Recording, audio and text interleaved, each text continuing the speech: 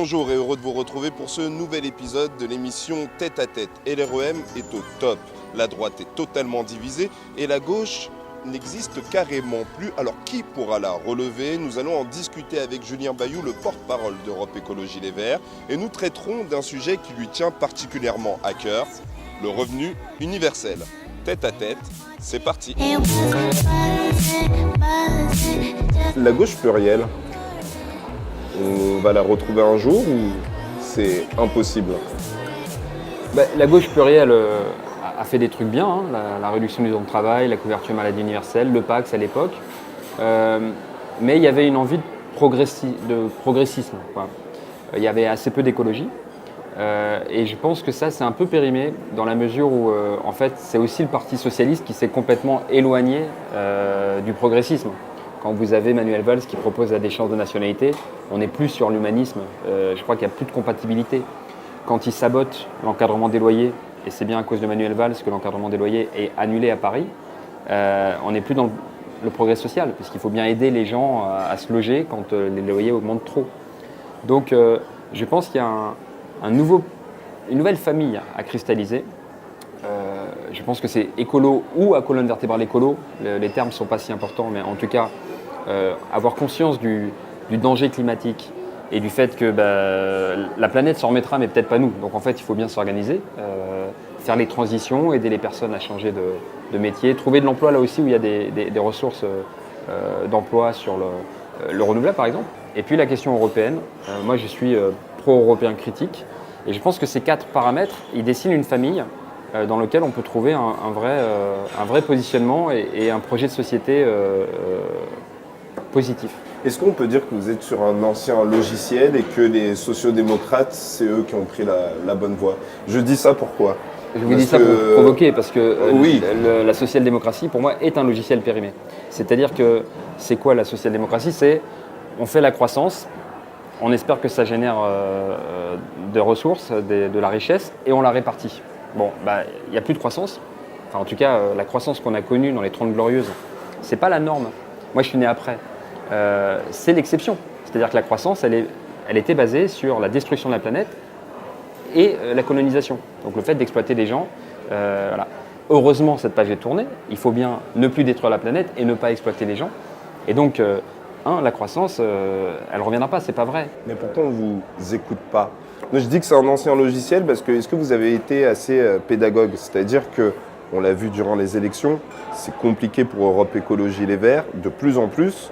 Par exemple, vous en êtes le porte-parole. Est-ce qu'il faut redéfinir, est-ce qu'il faut repartir sur un nouveau logiciel? En fait, il faut mettre à jour. C'est-à-dire que moi, je suis porte-parole, comme vous dites, et imaginez ceux qui sont passés avant moi, celles qui sont passées avant moi, pour parler de perturbateurs endocriniens. J'en discutais hier. François Véret, par exemple, normalement vous ne le connaissez pas, en 1998, il commence à alerter sur les perturbateurs endocriniens. Donc il avait un rôle de lanceur d'alerte, un peu comme sur l'amiante, sur le diesel, sur plein de sujets. Donc on a été aiguillon sur beaucoup de sujets. La parité, le non-cumul des mandats, le mariage pour tous, avec Noël Mamère. Mais pourquoi on ne vous suit pas derrière? Et ça, c'est l'aspect, on va dire, sensibilisé.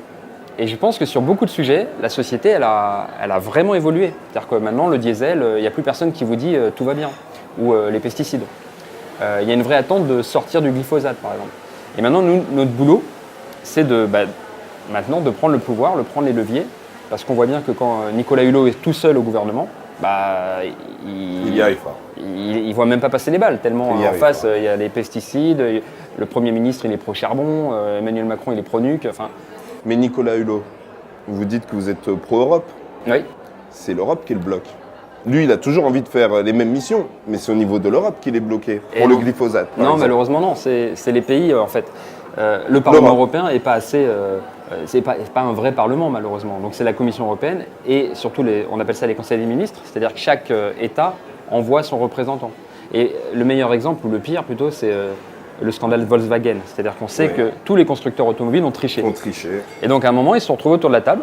Vous êtes le représentant de l'Italie et vous dites non, ça m'embête qu'on sanctionne parce qu'il y a Fiat derrière. Puis il y a le représentant allemand qui dit on ne va pas vérifier parce que derrière c'est Volkswagen. Et puis évidemment, il y avait Ségolène Royal qui disait non, mais Peugeot, Renault, ça m'embête. Et donc ce n'est pas l'Europe, c'est vraiment les égoïsmes nationaux qui ont fait passer l'intérêt, quelques profits d'industriels devant notre santé à toutes et tous. Mais est-ce que c'est pas toujours ça? Est-ce qu'aujourd'hui, il y a une conscience européenne? Moi, je pense qu'elle est en train de se développer. Je pense que c'est vraiment un projet de société. Qu'est-ce qui fait pourquoi est-ce que je devrais considérer comme étranger, comme vraiment différent de moi, un Belge ou un Italien? Et je pense que notamment la génération Erasmus, elle a aussi découvert ça, le fait de pouvoir habiter, se marier avec des gens d'une langue différente, d'une culture quand même différente, mais finalement c'est même un projet de civilisation. On est toutes et tous humains sur cette planète et les frontières sont assez factuelles. On doit réfléchir comme des frères, sinon on mourra comme des idiots. Ça, c'était Martin Luther King qui disait. Pour finir, est-ce que, ça c'est la question habituelle, les partis ne sont pas morts, mais moi je vais aller plus loin.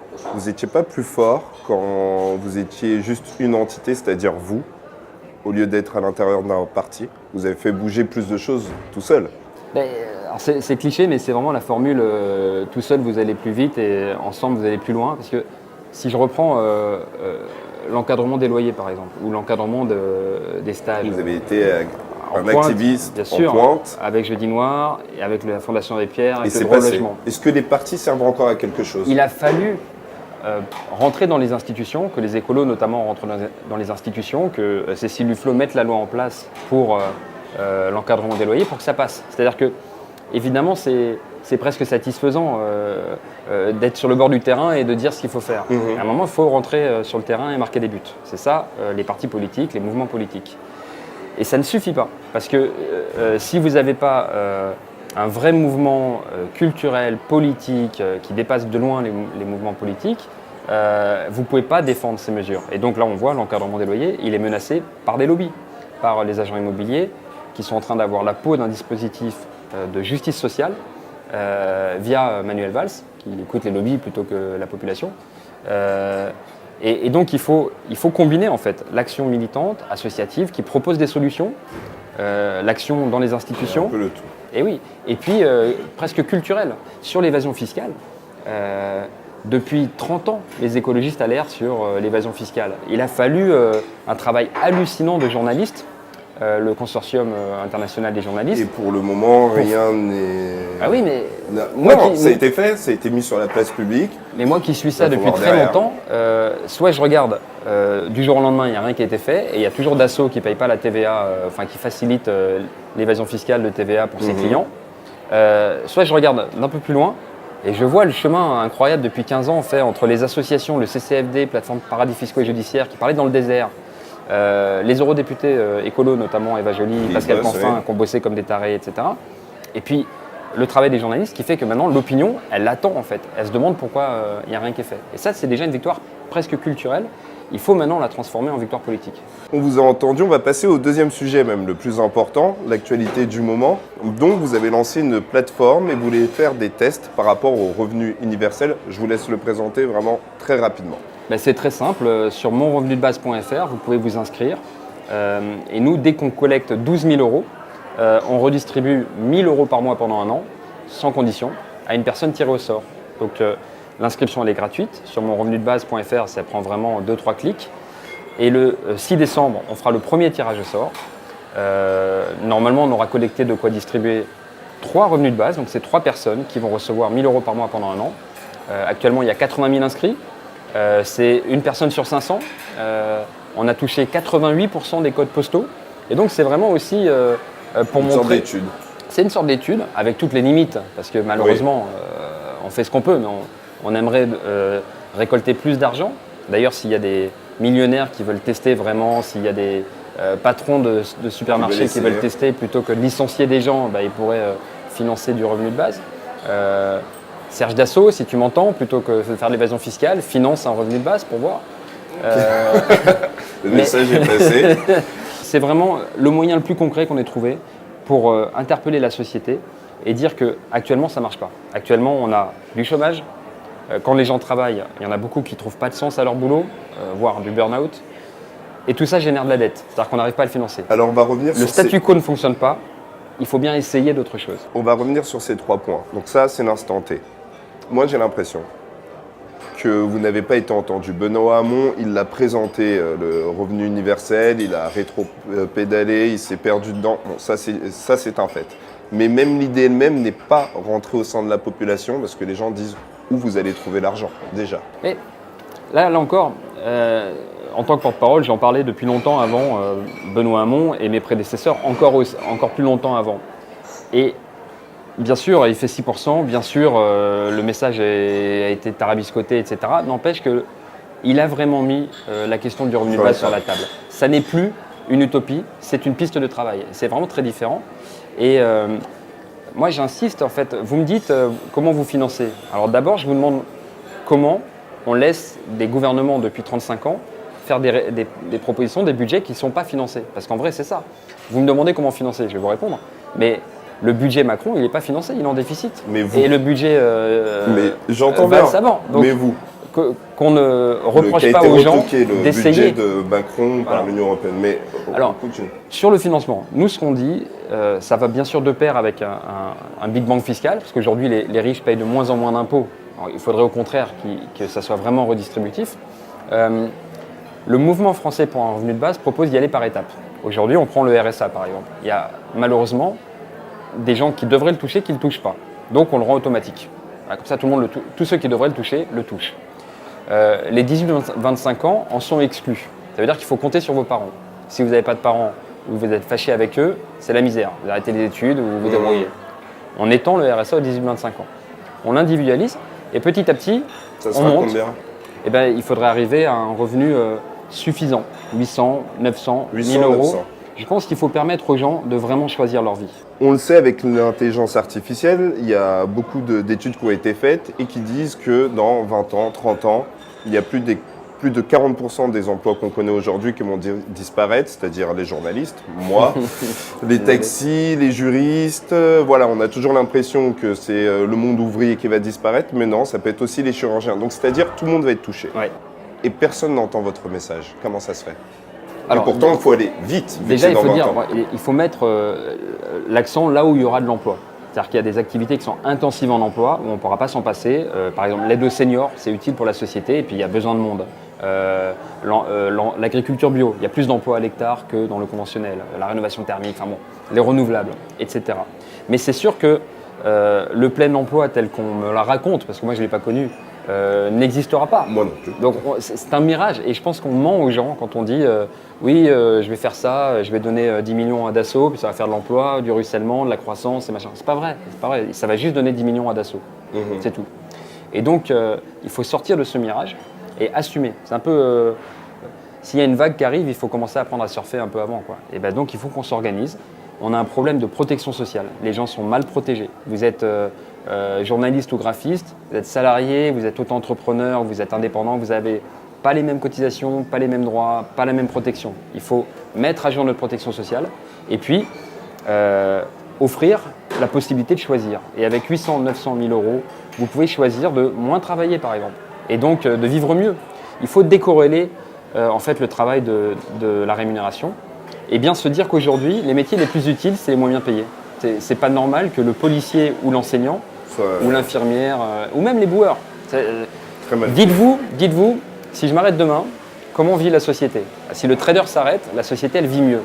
Si les éboueurs s'arrêtent, on est en embolie, on est en difficulté. Ça veut dire que c'est des métiers utiles vraiment à la société et qui sont très mal considérés. Il faut revoir notre échelle de valeur. Pour finir, ces statistiques disent dans 20 ans, 40% des emplois vont disparaître. Est-ce que vous n'êtes pas trop en retard par rapport à ce revenu universel ? Il ne faut pas accélérer là ? Mais on est en retard sur bien des points. Sur la protection du climat, on sait déjà qu'on frise l'emballement et que donc il va y avoir des effets qu'on n'arrivera pas à maîtriser en France, mais aussi dans d'autres pays, que du coup ça va générer des difficultés pour des populations, etc. On est en retard. Et sur le revenu universel, si ça ne marche pas, qu'est-ce qui se passe ? Mais non, mais il faut le tester. Mais en fait, si c'est ça la marche seule pas, version si pragmatique. votre idée passe pas, qu'est-ce que la France elle ira où ? Mais le problème, c'est le statu quo en fait, parce que essayer quelque chose, comme on a pu essayer les couvertures maladie pour les ouvriers dans les années il y a 100, 150 ans, ça c'est une piste. Le statu quo actuel, c'est-à-dire continuer de donner de l'argent aux entreprises, baisser les impôts pour les plus riches, ça on sait que ça ne marche pas. En fait, L'utopie, la vraie utopie, c'est de considérer qu'on peut continuer comme avant et obtenir des résultats différents. En fait, c'est la définition de la folie d'après Einstein. Il faut essayer autre chose, il faut tâtonner peut-être, mais c'est comme ça qu'on trouvera une véritable piste pour un avenir.